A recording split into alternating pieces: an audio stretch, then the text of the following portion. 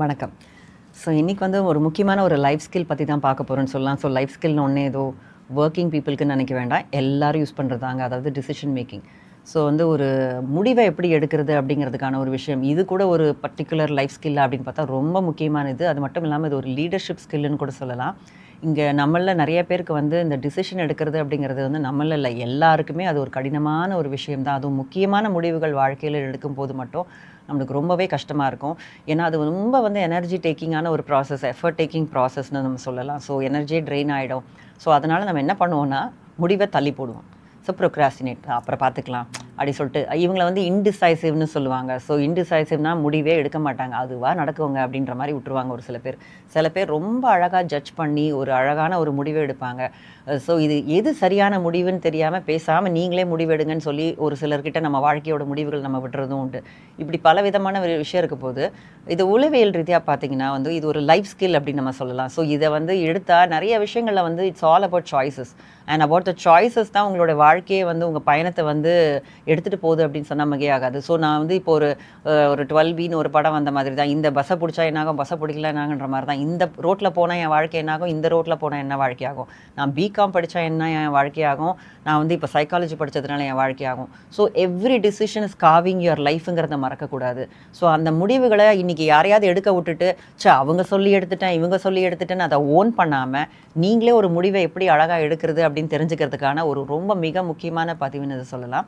So இதில் முடிவு அப்படின்னு பார்த்தீங்கன்னா வந்து வாழ்க்கையில் ஏதாவது ஒரு டிசிஷன் எடுக்கணும்னா இட்ஸ் ஆல் அபவுட் சாய்ஸஸ். நான் சொன்ன மாதிரி காலையிலே இந்த ட்ரெஸ் போடவா அந்த ட்ரெஸ் போடவா, எந்த வெஹிக்கிளில் போகிறது, இப்படி சின்ன சின்ன விஷயங்கள்லாம் நம்மளுக்கு வந்து ஆட்டோமேட்டடாக இருக்குங்க. இதெல்லாம் ஒரு பெரிய விஷயமா இருக்காது. ஸோ அது வந்து நம்மளுடைய டக்குன்னு நம்ம மைண்டு வந்து ஒரு முடிவு கொண்டு வந்துடும். ஆனால் ஒரு மிக முக்கியமான முடிவுகள், லைக் ஃபார் எக்ஸாம்பிள் நான் என்ன கோர்ஸ் எடுக்கிறது, இந்த ரிலேஷன்ஷிப்பில் நான் வந்து இதை வந்து கமிட் ஆகணுமா வேணாமா, அப்படி இல்லைனா நாளைக்கு வந்து நான் வந்து எந்த ஜாப் போகிறது, என் கெரியர் என்ன பண்ணுறது, இப்படின்ற மாதிரியான விஷயங்கள் வந்து நிறைய, இந்த கோர்ஸ் போகலாமா இல்லை இந்த பார்லர் தான் போகலாமா, இந்த மாதிரியான நிறைய முடிவுகள் வந்து நம்ம எடுக்க வேண்டியிருக்கு. ஸோ அந்த மாதிரி விஷயத்துக்கெலாம் வந்து ஒரு ஸ்ட்ரக்சர் இருக்கா அப்படின்னு கேட்டிங்கன்னா ஆமாங்க இருக்குது. அதில் வந்து பார்த்திங்கன்னா ஒரு டிசிஷன் மேக்கிங் மாடலை பற்றி தான் நான் இந்த பதிவில் பேசலான்னு இருக்கேன். It's not like a big great model. இது ரொம்ப ஈஸியாக இருக்கும் இந்த விஷயத்தை கேட்டிங்கன்னா. ஃபார் எக்ஸாம்பிள் எல்லாருமே நம்ம என்ன பண்ணுவோம், ஒரு ஃபோன் வாங்குகிறோம் அப்படின்னு நம்ம ஒரு முடிவு எடுக்கிறோம் அப்படின்ற போது இன்றைக்கி எல்லாரும் வந்து ஒரு பிராண்டடாக ஒரு ஆப்பிள் ஃபோன் வாங்கலாம் அப்படின்னு நினைப்பாங்க. ஸோ அது காஸ்ட் அதிகமாக இருக்கே அப்படின்னு அதுக்கு அந்த மாதிரியான ஒரு க்ரைட்டீரியா நம்ம பார்க்குறோம் பார்த்தீங்களா, தட் இஸ் கால்ட் வேல்யூ. அதாவது 2 பேருக்கு வந்து ஒரு ஷாப்புக்கு போனால் கூட, டெக்ஸ்டைல் ஷாப் போனால் கூட இங்கே அவங்க ஒரு ட்ரெஸ் எடுப்பாங்க இந்த காஸ்ட்டில், அவங்க வந்து வேறு விதமான ஒரு ட்ரெஸ் எடுப்பாங்க. So it's not only about the cost. சில பேருக்கு வந்து இது ரொம்ப அப்பீலிங்காக இருக்கணும், எனக்கு இந்த கலர் பிடிக்கும் அப்படின்வாங்க. ஸோ இந்த விஷயத்தில் பார்த்தீங்கன்னா ஒவ்வொருத்தர் நபர்கிட்டையும் மாறுபடுற ஒரு விஷயம் வந்து வாட் தேர் வேல்யூஸ் ஆர்.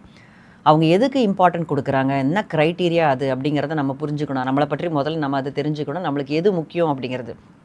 இப்போது ஒரு கணவன் மனைவி 2 பேர் இருக்காங்க, இல்லைனா 2 ஜெண்டர் நம்ம எடுத்துக்கலாம், இது கணவன் மனைவி. ஸோ 2 ஜெண்டரில் இருக்காங்க. ஸோ 2 பேரும் வந்து ஃபோன் வாங்கணும்னு நினைக்கும் போது, இப்போது ஒரு மென் உமன் அகெயின் நான் வந்து இது இப்போ டிஸ்கிரிமினேட் பண்ணி பேசுகிறேன்னு நினைக்க வேணாம். பொதுவாக அவங்களோட வேல்யூஸ் எப்படி இருக்கும்னு பார்த்தீங்கன்னா, இவங்க காஸ்ட் எஃபெக்டிவாக இருக்கணுன்றது ஒரு பெண்ணும் ஆணும் பார்க்கலாம்.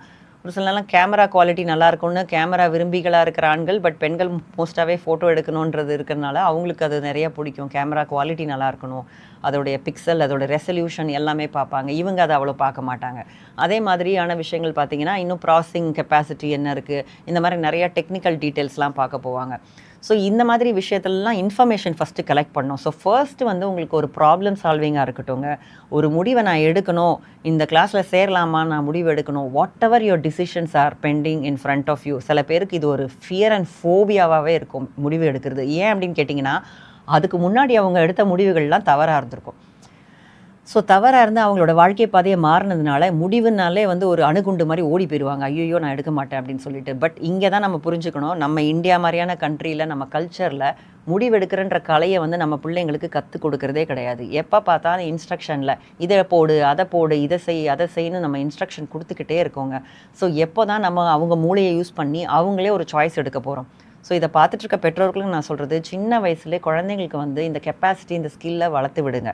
திடீர்னு 18 வயசுக்கு மேலே வந்துட்டு நீ தான் எல்லா முடிவு எடுக்கணும்னு ஒரு ஆண்கிட்ட சொல்லும்போது அவங்களால என்ன செய்கிறதுன்னு தெரியாது. எப்படி நான் சம்பாதிக்க போகிறேன் தனியாக, எப்படி இந்த உலகத்தில் இருக்க போகிறேன், அவங்க ரெக்கையெல்லாம் உடச்ச மாதிரி இருக்கும். So already give them the wings so that அவங்களால முடிவெடுக்க வேண்டிய தருணம்னு ஒரு முக்கியமான முடிவுகள் எடுக்கும்போது they'll be ready to take that call. So அப்படி இருக்கும்போது உங்கள் ஜட்ஜ்மெண்ட் கெப்பாசிட்டி இதுவா அதுவான்னு எடுக்கிற ஒரு ஜட்ஜ்மெண்ட் கெப்பாசிட்டி இருக்கணும். இந்த ஆள் கரெக்டாக இல்லையாங்கிற மாதிரியான ஒரு ஜட்ஜ்மெண்ட் கெப்பாசிட்டி இதெல்லாம் வந்து சில பேருக்கு பிறவியிலேயே ரொம்ப கம்மியாக தான் ஒரு சிலருக்கு பிறவியிலே இருந்தாலும் don't worry, it can be learnt. So இதை வந்து நிறைய ஃபியர் இருக்கனால தான் டிசிஷன்ஸ் ஒத்தி போடுறோன்னு நான் சொல்லியாச்சு. ஸோ ஃபியரை ஒத்தி வச்சுட்டு நம்ம டிசிஷன்ஸ் எடுக்கலான்னு பார்க்கும்போது யாருமே இன்றைக்கி கிரேட்டுங்க இவன் செம்மையாக டிசிஷன் எடுப்பான்னு சொல்கிறவன் வந்து முதல்ல ரொம்ப அருமையான டிசிஷன் எடுத்தவர் கிடையாது. கிட்டத்தட்ட வந்து ரிசர்ச்சில் சொல்கிறாங்க ஒரு 10 வருட காலங்களாவது ஒருத்தவங்க ஒரு வேலையில் இருந்தால் தான் அந்த வேலை குறித்த முடிவே எடுக்க முடியுன்றாங்க. So it takes time, be patient. கொஞ்சம் கொஞ்சமாக உங்கள் டிசிஷன் மேக்கிங் ஸ்கில்லை வந்து அப்படியே மோல்டு பண்ணி கிரேட் டிசிஷன் மேக்கராக வர்றதுக்கான டைம் இது யங்ஸ்டர்ஸ்க்கு. பட் ஆல்ரெடி நீங்கள் நடுத்தர வயது இருக்கீங்க அப்படின்ற போது don't worry, it's a right time to start also. சின்ன சின்ன முடிவுகளை முதல்ல எடுக்க ஆரம்பிங்க. அதுக்கப்புறமா ரொம்ப சிக்கலான முடிவுகளை எடுக்கிறதுக்கு நீங்கள் தயாராகிடுவீங்க. அது கொடுக்குற ஒரு சக்ஸஸ்லேருந்து. ஒரு ஃபெயிலியர் அப்படின்னோடனே அதை பார்த்து துவண்டு போகாமல் it's okay, it's a learning experience, I'm learning from mistakes அப்படின்னு நினச்சிட்டு நம்ம அடுத்தது நம்ம எப்படி வாழ்க்கையில் பண்ணலான்னு உங்களை நீங்கள் நம்பி முடிவெடுக்கணும். ஸோ முடிவு எடுக்கிறதுக்குன்னு ஒரு ஸ்ட்ரக்சர் பற்றி நான் ஏற்கனவே சொன்ன மாதிரி அதுக்கு நம்பர் 1 ஸ்டெப் அப்படின்னு பார்த்தீங்கன்னா ஃபஸ்ட்டு அதற்கான தேவையான இன்ஃபர்மேஷன் கலெக்ட் பண்ணணும். இப்போ ஒரு முடிவு எடுக்கணுன்னாலே நிறைய தகவல்களை தான் நம்ம வந்து சேகரிக்கணும். இப்போ ஒரு கார் வாங்க போகிறோம், அது வந்து நான் பிஎம்டபிள்யூவா பென்ஸான்னு தெரியல, இல்லைனா வந்து நார்மலாக செடான் டைப்பா எஸ்யூவியான்னு தெரில அப்படின்னா அதுக்கு என்ன முதல்ல பண்ணணும்? அதற்கான நிறைய தகவல்களை சேகரிக்கணும். ஆனால் சின்ன வயசில் நைஸாக நான் ஆல்ரெடி பிஎம்டபிள்யூ தான் வாங்குவேன்னு ஒரு முடிவை எடுத்துட்டு இந்த வேலையை பண்ணிங்கன்னா திரும்பி சுற்றி அங்கே வந்து இந்த முடிவுக்கு தான் நீங்கள் வருவீங்க. ஸோ ஆல்ரெடி ஐஃபோன் வாங்கணும்னு முடிவு பண்ணியாச்சு, அப்புறமும் நான் சொல்லக்கூடிய மெத்தடை நீங்கள் அப்ளை பண்ணாலும் அங்கே தான் வந்து நிற்பீங்க. ஏன்னா உங்கள் இமோஷன்ஸ் உங்களை ட்ரிக் பண்ணி கொண்டு போயிடும்.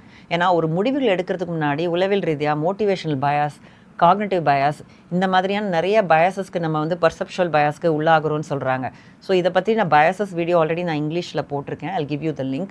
பட் இப்போ நான் அதை பற்றி பேச வரல. நம்ம நிறைய நம்மளுக்குள்ளே பயாசஸ் இருக்குது, அதையும் மீறி தான் நம்ம சரியான டிசிஷன்ஸ் எடுக்கணும். அப்படிங்கிற பட்சத்தில் ஃபர்ஸ்ட் கலெக்ட் த இன்ஃபர்மேஷனை கலெக்ட் பண்ணிவிட்டு ஓகே இவ்வளோ இன்ஃபர்மேஷன் வந்துருச்சா, அதுலேருந்து நீங்கள் ஆல்டர்னேட்டிவ்ஸை வந்து நீங்கள் ஆப்ஷன்ஸை வந்து நிறையா ஜென்ரேட் பண்ணலாம். ஒரு ப்ராப்ளம்ஸாக இருந்தால் அது இருக்குது, ஒரு மட்டும் வழி கிடையாது, பல வழிகள் இருக்குது. இங்கே தான் உங்கள் க்ரியேட்டிவிட்டி ஸ்விட்ச் ஆன் பண்ணணும். நிறைய ஆப்ஷன்ஸை நம்ம கொண்டு வரணும். எடுத்து 1-2 சரி இதை முடிவு பண்ணிட்டு போ. சில பேர் போவாங்க, 2 சட்டை பார்ப்பாங்க, ஒரு சட்டையை வாங்கிட்டு போயிட்டே இருப்பாங்க. நிறைய ஆப்ஷன்ஸ் வர கன்ஃபியூஷனுங்க அப்படின்வாங்க. அது கரெக்டு தான். அதே நேரத்தில் ஆப்ஷன்ஸே எடுக்காமையும் இருக்கக்கூடாது. ஓரளவுக்காவது நம்ம ஆப்ஷன்ஸ் எடுத்து பார்த்து ஓகே இந்த ஆல்டர்னேட்டிவ்ஸ்லாம் நான் அரைவ் பண்ணியிருக்கேன் அப்படின்ற போது எப்படி இப்போ இதுவா அதுவான்னு சூஸ் பண்ணுறது அப்படின்னு ஒரு சந்தேகம் வரும்போது தான் ப்ரோஸ் அண்ட் கான்ஸ் அப்படின்னு நம்ம பண்ணலாம். இதில் ப்ரோஸ் அண்ட் கான்ஸ்னால் என்னென்னா இதில் நல்லது என்ன கெட்டது என்ன. பொதுவாக வாழ்க்கையில் முக்கியமான முடிவுகள் எடுக்கிற நிறைய பேருக்கு நான் சொல்லிக் கொடுக்குற வழிகாட்டுதல் இதுதான். அவங்கள வந்து ஒரு முடிவு எழுத சொல்லிவிட்டு இதில் வர நன்மைகள்லாம் என்னன்னு ஒரு பக்கம் எழுத சொல்லிவிட்டு அதனால் வர தீமைகள்லாம் என்னென்னு. ஒரு சில நேரங்களில் நன்மைகள் 5 தீமைகள் வந்து 10 இருந்தால் கூட இந்த சைடு நம்ம முடிவு எடுப்போம். எப்படின்னு கேட்டிங்கன்னா அதுக்கு கொடுக்குற மார்க்ஸ் லெட்ஸே ஒரு 5 நன்மைனாலும் 10க்கு அவங்களுக்கு 8ன்னு அவங்களுக்கு ஒரு 40 மார்க் அங்கே வந்திருக்கும். இது 10 தீயதுனாலும் கூட 2 போட்டு 20 மார்க் தான் வந்திருக்கும். It's not about the number of factors. அந்த ஒரு ஃபேக்டர் உங்களுக்கு எவ்வளோ முக்கியம்னா அந்த ஒரு இதில் அடி வாங்கிடும். ஸோ இதுக்கு ஒரு எக்ஸாம்பிள் சொல்லணும்னா இப்போ நீங்கள் எல்லாமே எனக்கு இப்போ ஐஃபோன் வாங்குறதுனால இவ்வளோ நன்மைகள் இவ்வளோ தீமைகள் போட்டு நன்மைகள் அடிக்கிட்டே போகிறீங்க. ஒரே தீமையில் வந்து காசு ப்ராப்ளம்னு போடுறீங்க. அது ஒன்று போதும், that will get 10 out of 10. அப்போ அதனாலே நான் அந்த முடிவை எடுக்க வேண்டாம் அப்படிங்கிற ஒரு நிலைமைக்கு நம்ம வர வேண்டியிருக்கோம். இந்த நேரத்தில் நம்ம லாஜிக்கலாக டிசைட் பண்ண வேண்டும். ஃபஸ்ட்டு வந்து நம்ம மைண்டை வைல்டாக க்ரியேட்டிவாக ஓப்பன் அப் பண்ணோம், ஃபனல் மாதிரி. அப்புறம் போக போக you have to make it more logical. Constrain பண்ணிவிட்டே 10 ஆல்டர்னேட்டிவ் இருக்கா, அதோட ப்ரோஸ் அண்ட் கான்ஸ் எடுத்து ஃபைனலாக நான் ஜட்ஜ் பண்ணி எதுன்னு நான் ஒன்று சூஸ் பண்ண போகிறேன் அப்படின்ற போது நம்ம லாஜிக்கல் திங்கிங்காக ஃபனல் ஷேப்டாக கீழே வந்து டேப்பர் ஆகிட்டே வரணும். உங்களுடைய லாஜிக்கல் திங்கிங் அப்ளை பண்ணி ஆர்குமெண்ட்ஸ், ரீசனிங், ஏன்னா டிசிஷன் மேக்கிங் வந்து மூளை வேணும், நிறைய ஐக்யூ நிறையா இருந்தால் தான் முடிவுகளையும் சரியாக எடுக்க முடியும். ஏன்னா ஒரு முடிவு எடுக்கிறதுக்கு பின்னாடி memory capacity, attention capacity, reasoning capacity, இந்த மாதிரி நிறைய அப்ஸ்ட்ராக்ட் ரீசனிங்னு சொல்கிற கெப்பாசிட்டி நிறைய தேவை இருக்குது. நிறைய அதனால தான் நம்ம வந்து சில நேரங்களில் அப்போ எனக்கு முடிவெடுக்க தெரியலன்னா என்ன பண்ணுறதுக்குன்னா கவலை வேண்டாம், ask your friends and well wishes. சில நேரங்களில் நீங்கள் வந்து ரொம்ப பிளாங்காக இருக்கலாம், எனக்கு ஒன்றுமே தெரிலங்க அப்படின்னு, அதனால் நான் முடிவெடுக்க மாட்டேன் நீ எடுத்துருன்னு சொல்ல வேண்டாங்க. You always can get help. நீங்கள் போங்க, உங்கள் நண்பர்களை கேளுங்க, 4 பேரை கேளுங்க, ஒரு எக்ஸ்பர்ட் இந்த ஃபீல்டை கேளுங்க, எல்லாரையும் சேர்த்து எல்லா இன்ஃபர்மேஷனையும் போட்டு தென் நீங்கள் சல்லடையை போட்டு தெளிவாக நீங்கள் ஒரு முடிவை எடுக்கணும். ஏன்னா உங்களுக்கு தான் தெரியும் உங்களுக்கு அதில் என்ன முக்கியமாக தேவை இருக்குதுன்னு சொல்லிட்டு. ஸோ முடிவை கடந்து பயந்து போகாமல் அப்புறம் பார்த்துக்கலான்னு நினைக்காம நம்ம வந்து முடிவை வந்து கன்ஃபரண்ட் பண்ணி சரி ஒரு சின்ன சின்ன முடிவுகள் எடுத்து தான் பார்ப்போமே. அடுத்தது என்ன ஆக போகுது, அவுட்கம். ஒரு முடிவு எடுத்துட்டிங்க, அதுக்கு சொல்யூஷன் அப்ரோச் கொடுத்தாச்சு, ஒரு சாய்ஸ் எடுத்தாச்சு. ஸோ அதை நான் இம்ப்ளிமெண்ட் பண்ண போகிறேன். இம்ப்ளிமெண்ட் பண்ணுறதுல கான்சிக்வன்சஸ் கண்டிப்பாக வருங்க. அந்த கான்சிக்வன்சஸ் நல்லதாகவும் இருக்கலாம், தீயதாகவும் இருக்கலாம். நல்லதாக இருந்தால் strengthen your decision making, be proud of it.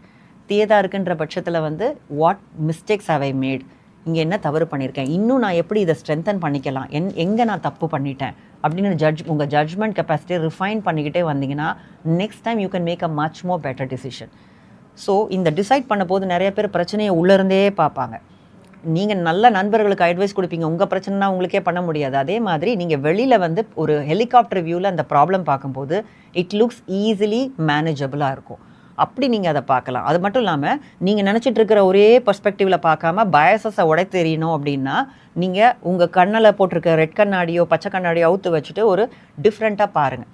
Okay, you take a big perspective. இல்லைனா ஆப்போசிட் பர்ஸ்பெக்டிவ். நான் இப்படி நம்பிட்டு இருக்கேங்க, ஐஃபோன் தான் சூப்பர் மேன் நின்றுட்டு இருக்கேன், இது ஆப்போசிட்டாக என்ன இருக்குது, என்ன ப்ராடக்ட் இருக்குது பார்க்குறேன், அதையும் நான் பார்க்குறேன்.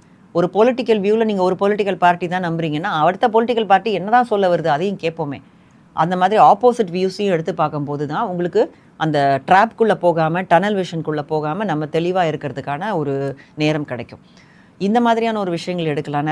நிறைய பேரை வந்து நீங்கள் ஆலோசிக்கலாம். இந்த மாதிரியான ஒரு பிரெயின் வந்து சில நேரங்களில் சில விஷயங்களை பார்க்க முடியாமல் போகலாம். பல பிரெயின் சேர்த்து வரும்போது நம்மளுக்கு கண்டிப்பாக தெளிவான முடிவு எடுக்க முடியும். ஸோ இது எல்லார்ட்டையும் கேட்குறாங்க, கடைசியில் எந்த முடிவும் எடுக்க மாட்டான் அப்படின்னு இல்லாமல் எல்லாத்தையும் கேட்டாலும் கடைசியில் ஒரு டிசிஷன் எடுத்து அது எப்படி கான்சிக்வன்ஸ் வரதையும் பார்த்து அதோடைய ரிப்பர்கர்ஷன்ஸையும் நம்ம தாங்கி தாங்க ஆகணும். அங்கே தான் நிறைய பேர் பயந்து போயிடுறாங்க. கான்சிக்வன்சஸ்லேருந்து லேர்ன் பண்ணிக்கிட்டு pencils have erasers because we know will make mistakes. அதே மாதிரி தான் நம்மளும் ஹியூமன் இஸ் டு எர். நம்ம தவறு பண்ணலாம். பர்ஃபெக்டாக ஒரு முடிவு எடுக்க போகிறேன்னு இல்லாமல் முடிவு எடுத்து அதை தரமாக்கிக்கிறேன் அப்படிங்கிறதுனால முடிவு எடுக்க தயங்காமல் இன்றைக்கி உங்கள் வாழ்க்கையில் வந்து நிறைய முடிவுகள் இருக்குங்க, தள்ளி போட்டிருக்கேன்றவங்கெல்லாம் வந்து ஒரு விஷயந்தாங்க, we just have to confront it. That will give you lot of confidence. உங்களுக்கு நிறைய தன்னம்பிக்கை அது கொடுக்கும். பரவாயில்ல, நம்ம ஒரு முடிவு எடுத்துருக்கோம், நம்ம வாழ்க்கை நல்லா இருக்குது, இதுக்கு மேலே நானே என் வாழ்க்கையை பார்க்குறேன் அப்படிங்கிற மாதிரி உங்கள் தன்னம்பிக்கை வந்து பல மடங்காக ஜொலிக்க ஆரம்பிச்சிடும். ஸோ இதை நம்பி நீங்கள் வந்து லைஃப் ஸ்கில்ஸை வந்து ஷார்பன் பண்ணுறதுக்கான நேரம். ஸோ இந்த பதிவில் வந்து நான் வந்து ஒரு முடிவு எடுக்கிறதுன்றது வாழ்க்கையில் எவ்வளோ முக்கியம், இதை நம்ம தள்ளி போடாமல் இதை கன்ஃபரண்ட் பண்ணி எப்படி முடிவெடுக்கணுங்கிறதுக்கான சயின்டிஃபிக் ஸ்டெப்ஸையும் உங்களுக்கு சொல்லியிருக்கேன்.